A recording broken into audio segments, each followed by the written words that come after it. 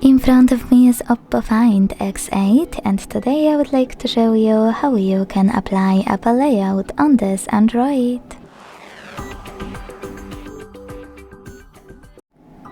Begin by opening Play Store and downloading free app called LauncherOS from Launcher Studio. When it's ready, you don't have to open it, just exit Play Store and go into Settings. Now scroll to Hit Apps, select the default apps, and tap on one of those sections, in this case Home app, to continue.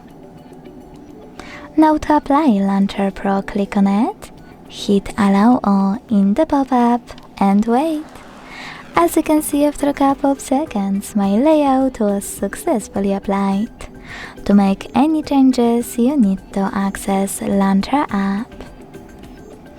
If you want to go back to your default launcher, you can always do that by going back to the same settings and tapping on System Launcher.